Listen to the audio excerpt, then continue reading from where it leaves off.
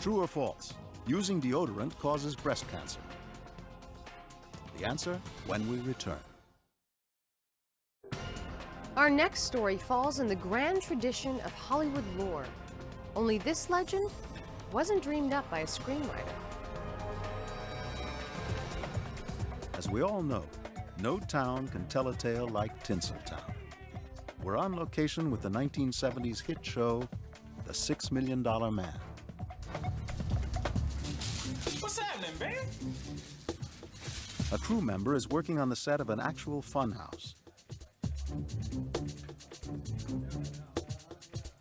It's full of all the usual thrills and chills, things designed to go bump in the night. The macabre set makes it a little difficult to find your way around. Hey, is this the place? No, man, it's that way. Get with it. And the funhouse is full of surprises, some startling, some terrifying. It looks like a mummified body with one arm knocked off. At first, the crew member is unfazed until he realizes that it belongs to an actual dead body. He flees, eager to put as much distance between himself and the corpse as possible.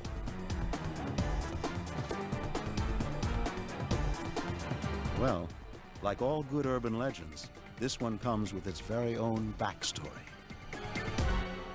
The cadaver was said to be an early 20th century train robber who was caught in the act. So, is this story true? Could it really happen? How long can a body hang around before it starts to decay? To find out, we went to the San Francisco School of Mortuary Science.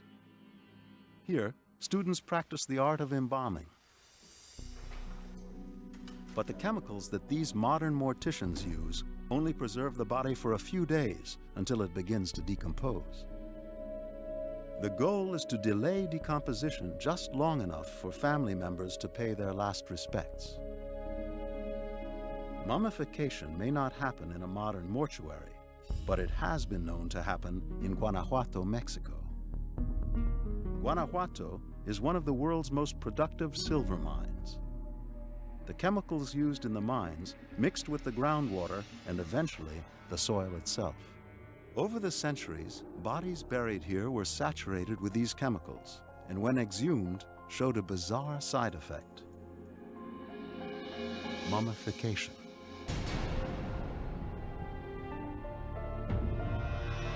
In Guanajuato, everyone buried in the ground becomes a mummy. And for a few pesos, you can even see some of these cadavers at the Guanajuato Mummy Museum. It's a transaction not unlike paying to see a mummy hanging in a funhouse. Early 20th century morticians used a much more potent chemical that preserved and even mummified a body indefinitely: arsenic. However, arsenic was banned from embalming by the first half of the 20th century. The chemical interfered with autopsy results and posed a deadly threat to the embalmers themselves. If it's true, this was probably the process used on our funhouse mummy. The body was said to be hanging in the Laugh in the Dark funhouse at the New Pike Amusement Park in Long Beach, California. In our search for the truth, we tracked down Ken Larkey, who, in 1976, was the curator of the Long Beach Heritage Museum. Most people were interested in the Pike for some reason because everybody went there. It was the Coney Island of the West Coast. For more than 70 years, the Pike was a major part of Long Beach life. And no amusement park would be complete without its very own funhouse. Somewhere in the ride, there was also the mummy was dangling there and was painted this orange fluorescent paint, so it showed up real good. And then the TV show was being filmed in there, and one of the prop men happened to brush against it, and his arm fell off. and found out there was a human bone in it. Could it be that this story is actually true? The final proof comes from this man, Joseph McBride, who in 1976 was a fire inspector in Long Beach. In Long Beach, you have to have a fireman on location every time you film. So it was my turn to be on the shoot, you know, for the $6 Million Man. During the process of shooting, an electrician, I believe he was, came out to me and said, hey, there's a dead guy hanging in there. There's a dead body inside there. Come on, come on, come on. He wanted somebody to listen to him, and I did. Inside, news of the discovery had already begun to spread. Guys. Okay, I found it. Down there. There's the body. Joe examined the body and immediately agreed with the crew members' suspicions. After I'd seen the corpse, I figured he was human because the skin was stretched tight across the face and looked like a starvation type thing. Eventually, the Long Beach Police Department also got involved. The next step was to take a sample for the coroner's verification. So, Joe did what anyone would do. I stuck the arm in my pocket. I walked out.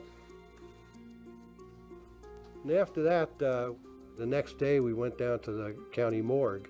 We took it to Dr. Choi. Dr. Choi.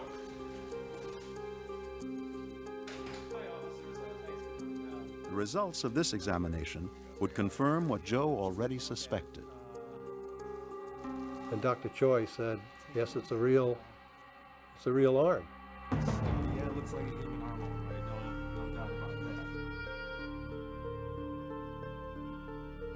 that. It turned out that the arm belonged to Elmer J. McGurdy, an outlaw from the early 1900s. He was a train robber in Oklahoma, and not a good one. He got the wrong train is what it was. He thought there was a lot of money on the train and stopped the train and broke in and found out that there was nothing on there, so he took the trainman's watch, and that's about all he got. The ever unlucky McGurdy was killed in a shootout by the local sheriff. Since no one claimed the body, it was then taken to a mortician who used it for his own purposes. He kept him there as like a sample and had him stood up in a corner. Then later on, some show people found out about him, and they convinced the mortician that they were relatives, and he released the body to them. And it went around the country in all the different carnivals and whatever as a mummy. And then eventually ended up in Long Beach inside the Laugh in the Dark. So, is the dead body in the Funhouse story true? Absolutely. Elmer McGurdy had two careers. One was a train robber and one was a sideshow freak. He was more successful as a sideshow freak than he was as a train robber. Today, Elmer's body is buried safely underground, but his legend lives on. Does using deodorant cause breast cancer? No. There has been no scientific connection between breast cancer and deodorant use.